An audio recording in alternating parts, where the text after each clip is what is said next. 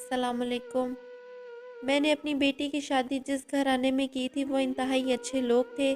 انہوں نے اپنے محل جیسے گھر میں میری بیٹی کو شہزادیوں کی طرح رکھا ہوا تھا۔ میری بیٹی کی ساس تو ہر وقت میری بیٹی کی تعریفیں کرتی رہتی۔ خاندان میں کسی کے گھر جاتی تو میری بیٹی کو ساتھ لے جاتی اور جتنی دیر وہاں بیٹھتی بس میری بیٹی کی تعریفیں ہی کیا کرتی۔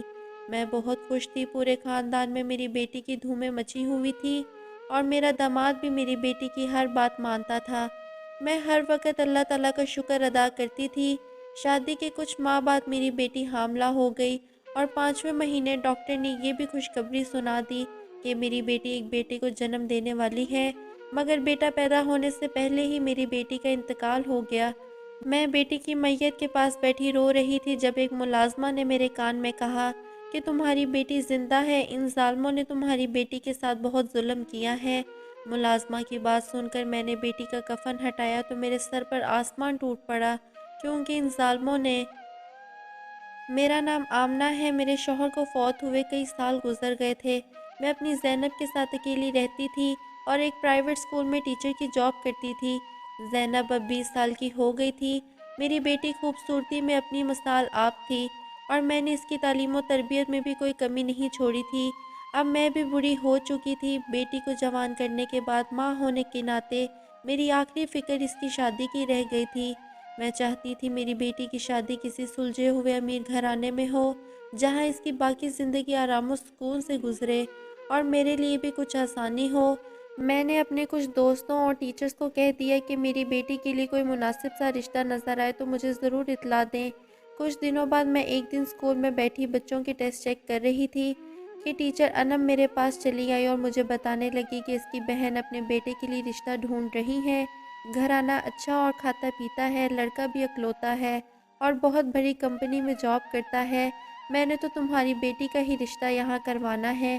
ٹیچر انم نے اتنے مان اور یقین سے کہا تھا کہ میں بھی خوش ہو گئی تھی۔ ویسے بھی وہ میری قریبی دوست تھی، اس لیے میں نے اس کی بات مان کر لڑکے والوں کو گھر آنے کی دعوت دے دی۔ اس دن میرے دل کو قدرے اطمینان ہوا کہ اب میری فکریں کم ہو جائیں گی اور میری بیٹی بھی عیش کرے گی۔ کچھ دن بعد لڑکے کی ماں اور اس کی بہن میری بیٹی کو دیکھنے ہمارے گھر آئے تو سامان سے لدے ہوئے تھے۔ وہ میری بیٹی سے مل کر اتنا خوش اور متاثر ہوئی کہ مجھے سوچنے کا موقع ہی نہیں دیا اور مجھ سے ہاں کروا کے ہی دم لیا۔ مجھے بھی وہ لوگ سلجھے ہوئے اور خاندانی لگے تھے۔ میں بھی اپنی بیٹی کے نصیب کھلتے دیکھ کر خوش ہو گئی تھی۔ لڑکے والوں نے جلدی شادی کرنے پر اصرار کیا تھا، جس پر مجھے کوئی اعتراض نہیں تھا۔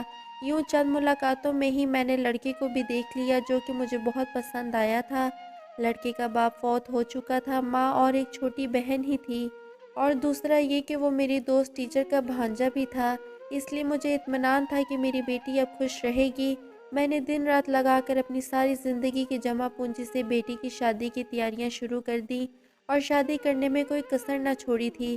اسے سب کچھ جو ایک ماں دے سکتی تھی میں نے دے کر اپنی دعاؤں کے ساتھ رخصت کر دیا۔ شادی کے بعد میری بیٹی 2-3 مرتبہ آئی تو اس کے چہرے پر اندرونی سچی خوشی اور سکون تھا۔ میری بیٹی کا کہنا تھا کہ اس کی ساس اس کی بہت تعریفیں کرتی ہیں، گھر کا کوئی کام نہیں کرنے دیتی، جہاں بھی جاتی ہیں اسے ساتھ لے کر جاتی ہیں، میری بیٹی کی اجازت کے بغیر کوئی کام نہیں کرتا، اور میرا داماد بھی میری بیٹی سے بہت محبت کرتا ہے۔ میں زینب کی بات سن کر بہت خوش ہوئی تھی۔ میری بیٹی کی شادی امیر گھر میں ہوئی ہے، لیکن کچھ مہینوں بعد جب وہ حاملہ ہوئی تو اس نے مجھے خبر سنا کر بے چین کر دیا کہ وہ اپنی ساس کے ساتھ گاؤں میں رہنے جا رہی ہے، کیونکہ اس کا شوہر کام کے سلسلے میں ملک سے باہر جا رہا ہے اور اب میری بیٹی اور اس کی ساس گاؤں والی حویلی میں رہیں گی۔ میں اپنی بیٹی کی جدائی کا سن کر بہت اداس ہو گئی تھی۔ میں دل پر پتھر رکھ کر اس سے ملنے گئی اور وہ بھی مجھ سے مل کر خوشی خوشی ساس کے ساتھ گاؤں چلی گئی۔ میں اس کے جانے کے بعد کچھ دن تو اداس رہی، مگر وہ روز اپنی خیریت کی اطلاع دیتی رہتی۔ ایسے ہی 5 ماہ گزر گئے، پھر ایک دن اس نے مجھے خوشخبری بھی سنائی کہ وہ بیٹے کو جنم دینے والی ہے اور بہت جلدی واپس شہر آ جائے گی۔ میں اس کی بات سن کر بہت خوش ہوئی تھی، مگر اس دن کے بعد سے زینب نے مجھے فون نہیں کیا تھا۔ پھر ایک دن میری بیٹی کے سسرال سے فون آیا کہ اچانک طبیعت خراب ہونے کی وجہ سے زینب کا انتقال ہو گیا ہے۔ میرے لیے خبر کسی بڑے طوفان سے کم نہ تھی۔ اس جان لیوا خبر نے میری تو کمر ہی توڑ کر رکھ دی تھی۔ میں نے رو رو کر اپنا حال برا کر لیا تھا۔ مجھے اپنی بیٹی کے سسرالی گاؤں کا کچھ علم نہیں تھا۔ مجھے جلدی ہی اس کے جنازے میں گاؤں پہنچنا تھا۔ میں نے اپنی دوست انم کو کال کی تو اس نے مجھے بتایا کہ وہ بھی گاؤں جا رہی ہے، وہ مجھے ساتھ لیتی جائے گی۔ سارا راستہ میں اپنی بیٹی کے غم میں رو رو کر نڈھال ہو گئی تھی۔ 3 گھنٹے کے تھکا دینے والے سفر کے بعد میں گاؤں پہنچی تھی۔ اس دوران میں نے اپنی بیٹی کے سسرالیوں کی منتیں کی کہ میرے آنے تک میری بیٹی کو دفنایا نہیں جائے، کیونکہ میں آخری مرتبہ اسے دیکھنا چاہتی تھی۔ میں جب اپنی بیٹی کے سسرال پہنچی تو گھر میں مہمانوں کا خوب رش لگا ہوا تھا، لیکن یہ بات بڑی حیران کن تھی کہ میری بیٹی کو ایک الگ کمرے میں اکیلی چارپائی پر رکھا ہوا تھا۔ میں روتے ہوئے اپنی بیٹی سے لپٹ گئی اور دھاڑے مار کر رونے لگی۔ شوہر کی وفات کے بعد بیٹی ہی زندگی کے جینے کا سہارا تھی، وہ سہارا بھی آج چھن گیا تھا۔ کچھ ہی دیر بعد کچھ خواتین اندر آئیں اور مجھے کہا کہ اب جنازے کا وقت ہونے والا ہے، آپ باہر آ جائیں، مرد اندر آ کر میت اٹھا کر لے جائیں گے۔ لیکن اس دوران عجیب سا واقعہ پیش آیا۔ ایک ملازمہ مجھے پانی پلانے کے لیے میرے قریب ہوئی اور اس نے مجھے کہا کہ میں تھوڑی دیر کے لیے خواتین کو کمرے سے نکل جانے کا کہوں تو وہ مجھے میری بیٹی کے متعلق کچھ بتانا چاہتی ہے۔ یہ سن کر میں بے چین ہو گئی اور میں نے خواتین سے درخواست کی کہ کچھ دیر اس کمرے میں مجھے میری بیٹی کے ساتھ اکیلا چھوڑ دیا جائے۔ ویسے بھی اب یہ ہمیشہ ہمیشہ کے لیے مجھے چھوڑ کر جا رہی ہے، میں کچھ وقت اکیلے بتانا چاہتی ہوں اپنی بیٹی کے ساتھ۔ میں نے عورتوں کو کمرے سے نکال کر صرف ایک ملازمہ کو کمرے میں چھوڑ دیا۔ میں ایک بار پھر اپنی بیٹی سے لپٹ کر رونے لگی۔ مجھے یوں محسوس ہوا جیسے میری بیٹی طبعی موت نہیں مری، اسی متعلق ملازمہ مجھے بتانا چاہتی تھی۔ میرے پاس کھڑی ملازمہ کچھ دیر میرے چہرے کی طرف دیکھتی رہی اور پھر دوڑ کر میرے پاس آئی۔ اس نے میرے کان میں سرگوشی کی کہ میری بیٹی زندہ ہے۔ میں نے اس کی طرف بے یقینی سے دیکھا کہ ایسے کیسے ہو سکتا ہے۔ مزید کہا کہ خود ہی دیکھ کر یقین کر لوں۔ میں نے فوراً بیٹی کا کفن ہٹایا تو مجھے محسوس ہوا کہ میری بیٹی کی سانسیں مدھم چل رہی ہیں، البتہ اسے کوئی ایسی زہریلی چیز کھلائی گئی تھی جس سے اس کے ہونٹ اور سارا جسم نیلا پڑ چکا تھا۔ ملازمہ جھوٹ نہیں بول رہی تھی، میری بیٹی سچ میں زندہ تھی، لیکن اسے جلد سے جلد ڈاکٹر کے پاس لے جانے کی ضرورت تھی۔ میں نے ملازمہ کے سامنے ہاتھ جوڑے کہ وہ میری مدد کرے، اس کے بدلے میں اسے منہ مانگی قیمت دینے کو تیار ہوں۔ ملازمہ نے فوراً حامی بھر لی اور وعدہ کیا کہ وہ میرا پورا ساتھ دے گی۔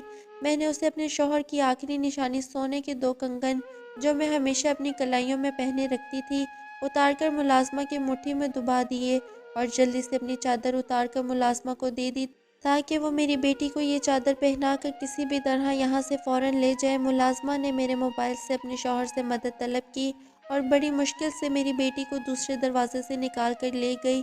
میں بیٹی کا کفن خود اوڑھ کر لیٹ گئی کیونکہ اب مجھے سچ کا پتہ لگانا تھا کہ میری بیٹی کے ساتھ آخر یہ ظلم کیوں ہوا تھا۔ ملازمہ نے سمجھداری سے میرا چہرہ کفن میں چھپا دیا اور تھوڑی دیر بعد سب کو بلا کر کہا کہ زینب کی ماں اپنی بیٹی کا آخری دیدار کر کے پچھلے دروازے سے نکل گئی ہے۔ وہ جاتے ہوئے کہہ گئی ہے کہ آج سے میرا اس خاندان سے کوئی تعلق نہیں رہا اور میری بیٹی کو یہیں دفن کر دیا جائے۔ ملازمہ کی بات سن کر گاؤں کی عورتیں مجھے لعن طعن کر رہی تھیں اور میری بیٹی کی ساس اور اس کی بہن مجھے باقاعدہ برے برے القابات سے نوازنا شروع ہو چکی تھی۔ میں ان کی زبان سے اپنے خلاف اگلتی ہوئی غلاظت سن کر دنگ رہ چکی تھی، لیکن میں سانس روک کے کفن میں چھپی رہی۔ کچھ دیر بعد مرد حضرات آئے اور جنازے کی چارپائی کو اٹھا کر لے گئے۔ میں نے یہاں اپنی زندگی کی سب سے بڑی آزمائش کے ساتھ مقابلہ کیا تھا اور بہت ہمت اور حوصلے کے ساتھ سب کچھ سہا تھا۔ ایک ایسا کڑا امتحان صرف ایک ماں ہی پاس کر سکتی ہے۔ اب باقاعدہ میرا جنازہ پڑھایا گیا اور مجھے قبر کی گہرائیوں میں اتارا گیا۔ میں یہ سب کچھ دیکھتی، سنتی اور برداشت کرتی رہی۔ جب گورکن نے قبر کو بند کر کے کچی مٹی کا لیپ لگایا تو ڈر اور خوف سے اس دن مجھے اپنی سانس حقیقی معنوں میں بند ہوتی محسوس ہوئی تھی۔ میں دل ہی دل میں دعائیں کرتی رہی کہ جلدی اس مصیبت سے باہر نکل آؤں۔ جب تمام رسومات کی ادائیگی کے بعد سب لوگ قبرستان سے رخصت ہو گئے تو پھر وہی ملازمہ جو میری بیٹی کو لے کر گئی تھی وہ چپکے سے وہاں چلی آئی۔ اس نے جلدی جلدی مجھے باہر نکال لیا اور ہم دونوں نے مل کر قبر کو دوبارہ پہلے کی طرح بند کر دیا۔ میں نے اس کا شکریہ ادا کیا اور فوراً اپنی بیٹی سے ملنے کی خواہش ظاہر کی، جس پر وہ مجھے اپنے ساتھ گاؤں سے دور ویرانے میں لے آئی، جہاں ایک جھونپڑی میں میری بیٹی کو اس نے سب سے چھپا کر محفوظ رکھا ہوا تھا۔ میں نے ملازمہ کا شکریہ ادا کیا اور بیٹی کی جان بچ جانے پر رب کا شکر ادا کیا۔ یہاں میں نے ملازمہ سے اصل کہانی پوچھی کہ میری بیٹی کے ساتھ یہاں کیا ہوا، جس پر اس نے مجھے بتایا کہ میں ان کے گھر میں ملازمہ ہوں۔ تمہاری بیٹی کی ساس ویسے تو تمہاری بیٹی کی تعریفیں کرتی نہیں تھکتی تھی، مگر وہ اسے روز کھانے میں کوئی دوا ملا کر دے رہی تھی۔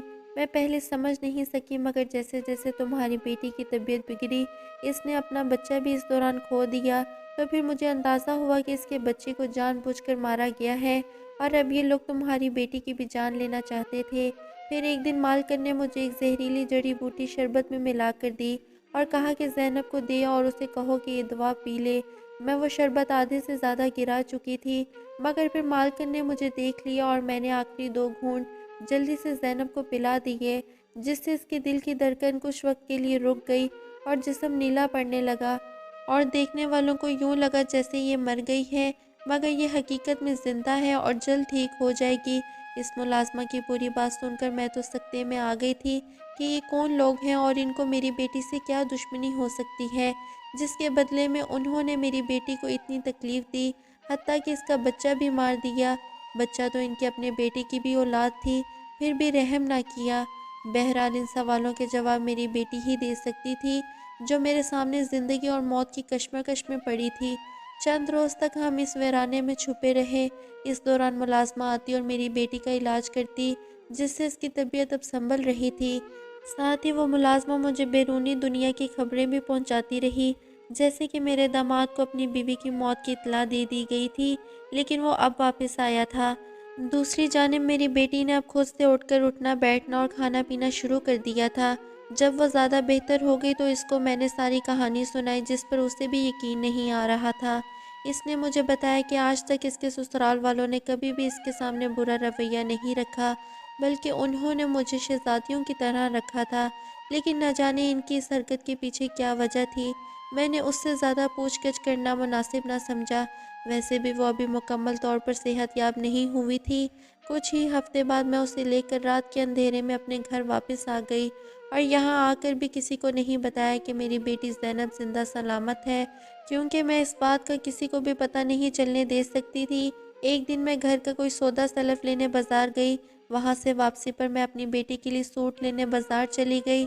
میں ایک دکان پر کھڑی دکاندار سے کپڑے کی قیمت کو لے کر بحث کر رہی تھی کہ وہاں اچانک سے میرا داماد کسی غیر لڑکی کے ہمراہ داخل ہوا۔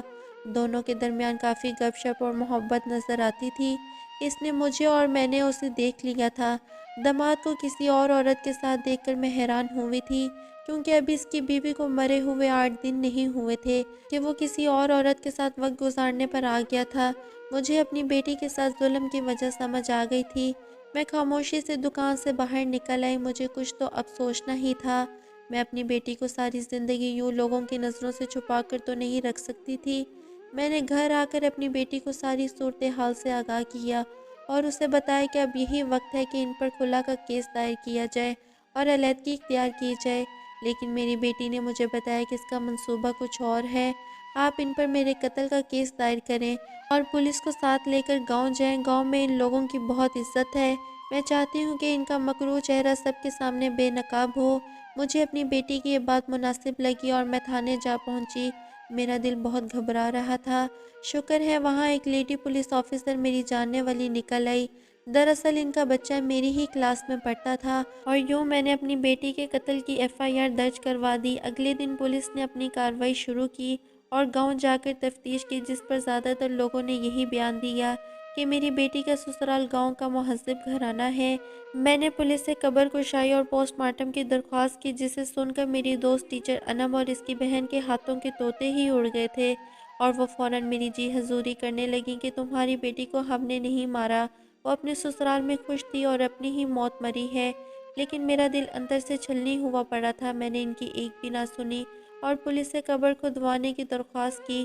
یوں گاؤں کے معزز افراد کے سامنے ایک شام قبر کو دوبارہ سے کھولا گیا، اور یہ سب دیکھ کر سب کی آنکھیں پھٹی کی پھٹی رہ گئیں کہ اندر کوئی بھی انسانی مردہ جسم موجود ہی نہیں تھا۔ یہ سب دیکھ کر تو میری بیٹی کے سانس کے چھکے چھوٹ گئے تھے۔ لوگوں نے وہاں گواہی دی کہ قبر میں لاش کو ہمارے سامنے اتارا گیا تھا اور باقاعدہ جنازہ پڑھ کر دفنایا گیا تھا۔ یہاں یہ بات تو صاف ظاہر ہو گئی کہ لڑکی کی موت طبیعی نہیں ہے، گھر والے ضرور کچھ چھپا رہے تھے اور اسی لیے لاش کو غائب کر دیا ہے۔ پولیس نے میرے داماد اور اس کی ماں کو حراست میں لے لیا، اور ان کے خوب شور مچانے کے باوجود بھی انہیں لے جا کر پولیس اسٹیشن میں بند کر دیا گیا۔ جہاں دن رات ان کی خوب تواضع اور خاطرداری ہوتی۔ اس کے بعد دونوں ماں بیٹے نے سچ اگل ہی دیا، جسے سن کر میرے تو ہوش ہی اڑ گئے تھے۔ میری بیٹی کے ساتھ جو کچھ بھی ہوا یہ سب انتقامی کارروائی تھی، اور اس انتقام نے ایک مرتبہ پھر مجھے میرے ماضی میں لا کھڑا کر دیا تھا، جس سے پیچھا چھڑا کر میں بھاگ نکلی تھی۔ آج سے کئی سال پہلے میرا رشتہ میرے والدین نے اپنی مرضی سے طے کیا، تو مجھے اس رشتے پر اعتراض تھا، کیونکہ میں کسی اور لڑکی کو پسند کرتی اور اسی سے شادی کرنا چاہتی تھی۔ لیکن جس لڑکی کو میرے والدین نے میرے لیے پسند کیا تھا وہ بھی مجھے پسند کرتا تھا۔ اس کا نام اشر تھا۔ اشر نے مجھ سے رشتہ اپنی مرضی سے قائم کیا تھا۔ میں نے اشر کے والدین اور بہن بھائیوں کو ٹھیک سے نہیں دیکھا تھا، مجھے تو اس میں دلچسپی ہی نہیں تھی، میں تو کسی اور لڑکے سے شادی کرنا چاہتی تھی۔ منگنی کے بعد اشر مجھ سے اکثر ملنے آنے لگا، لیکن میں اس میں کوئی دلچسپی نہیں لیتی تھی۔ وہ جب بھی مجھ سے ملنے آتا تو مہنگے تحفے تحائف لاتا، جو اس کی محبت کا منہ بولتا ثبوت تھا۔ میں نے کبھی بھی ان تحفوں کو اہمیت نہیں دی اور اٹھا کر بے دلی سے پھینک دیتی۔ آخر کار ہماری شادی کی تاریخ طے ہوئی اور اشر کا ملنا جلنا مجھ سے کم ہوا، تو پھر مجھے بھی اپنے پسندیدہ لڑکی کے ساتھ ملنے کا موقع میسر آ گیا۔ میں نے اس کے ساتھ مل کر گھر سے بھاگنے کا پلان بنایا، اور عین بارات والے دن میں نے گھر سے بھاگ کر زید، جس سے میں محبت کرتی تھی، اس سے شادی کر لی۔ شادی کے بعد میرے شوہر نے مجھے اتنا خوش رکھا کہ میں کبھی بھی پلٹ کر اپنے گھر نہیں جا سکی، اور نہ ہی کبھی ان سے رابطہ کرنے کی کوشش کی۔ ایک روز روڈ ایکسیڈنٹ میں زید کا انتقال ہو گیا۔ زید کا فوت ہونا میرے لیے بہت بڑا صدمہ تھا۔ اس کے بعد بھی میں نے والدین کے در پر جانے کی ہمت نہ کی، لیکن میری بے وفائی کا صدمہ تو میرے والدین نے برداشت کر لیا تھا، جبکہ اشر یہ خبر برداشت نہ کر سکا اور اس نے اپنی جان دے دی۔ اس دن کے بعد سے اس کے خاندان کا واحد مقصد مجھے ڈھونڈنا اور مجھ سے انتقام لینا تھا۔ اس مقصد کے لیے سب سے پہلا حملہ انہوں نے میرے شوہر پر کیا تھا، جس کی موت کو آج تک میں ایک حادثاتی موت سمجھتی رہی۔ وہ بھی ایک قتل تھا جو اشر کے گھرانے نے سوچی سمجھی چال کے تحت کروایا تھا۔ اس خاندان کو اب بھی سکون نہ آیا اور انہوں نے دوسرے وار کی تیاری شروع کر دی۔ جس اسکول میں مجھے نوکری ملی تھی وہاں اشر کی بہن ٹیچر بن کر آئی، اور انم، جسے آج تک میں اپنی دوست سمجھتی تھی، وہ میری سب سے بڑی دشمن نکلی۔ اس نے نہایت ہی چالاکی سے پہلے میرا اعتماد جیتا اور پھر اپنی بہن کے بیٹے کا رشتہ میرے سامنے رکھ دیا۔ اس سارے منصوبے کی اصل لیڈر انم کی بہن، جو میری بیٹی کی ساس تھی، جس کا ارادہ میری بیٹی کو راستے سے ہٹا کر مجھے ساری زندگی کے لیے تڑپانا تھا۔ لیکن اس سے پہلے ہی میری بیٹی حاملہ ہو گئی اور اللہ تعالیٰ نے یہاں بھی اس کی مدد کی۔ پھر انہی کی سازش سے میری بیٹی نے اپنا بچہ کھو دیا، جو کہ انہی کا خون تھا، لیکن اس کی جان بچ گئی۔ اس حقیقت کا ادراک مجھ پر آج ہوا تھا کہ انم اور اس کی بہن اشر کی بہنیں تھیں، جنہیں شادی سے پہلے میں اپنی غیر توجہ کی وجہ سے دیکھ نہ سکی تھی۔ جب انم اور اس کی بہن یہ سب کو بتا رہی تھی، میرے پاؤں تلے سے زمین نکلتی جا رہی تھی۔ میں سوچ بھی نہیں سکتی تھی کہ انسان بدلے کی آگ میں اس قدر اندھا بھی ہو سکتا ہے۔ وہ گناہ جو میں نے کیا ہی نہیں تھا، اس کی سزا ان عورتوں نے مجھے اور میری بیٹی کو دی تھی۔ جب وہ لوگ کہانی سنا کر بس کر چکے اور ان کے پاس بولنے کو کچھ نہ رہا، تو پھر میں نے اپنی بیٹی کو گھر سے بلا لیا، اور جب وہ سب کے سامنے زندہ سلامت آئی تو سب کی آنکھیں کھل گئیں۔ میں نے پولیس کو آگے کی کہانی سنائی کہ کیسے جنازے کے وقت مجھے حقیقت کا علم ہو گیا تھا اور میں نے اپنی بیٹی کی جان بچا لی تھی۔ بے شک انہوں نے مجھ سے میرا شوہر چھین لیا اور اب میری بیٹی چھیننے کی کوشش بھی کی، لیکن ان سب کو بھی خدا نے دنیا میں ذلیل و رسوا کر دیا تھا، اور وہ دنیا میں تو سزا کاٹ ہی رہے تھے، لیکن جو سزا آخرت میں ملنی تھی اس کا حساب ابھی باقی تھا۔ 1 سال بعد میں نے زینب کی دوسری شادی کر دی تھی۔ آج وہ اپنے گھر میں بہت خوش ہے۔ وہ جب بھی مجھ سے ملنے آتی تو اسے دیکھ کر مجھے ایک بات یاد آ جاتی کہ سچ ہی کہا ہے کسی نے کہ مارنے والے سے بچانے والا بھڑا ہوتا ہے۔ محترم ناظرین، آج کی ویڈیو میں تھا بس اتنا ہی۔ ویڈیو پسند آنے کی صورت میں لائک اور شیئر کیجیے۔ چینل کو سبسکرائب نہیں کیا تو سبسکرائب کر کے بیل نوٹیفیکیشن کو آن کر دیں۔ شکریہ۔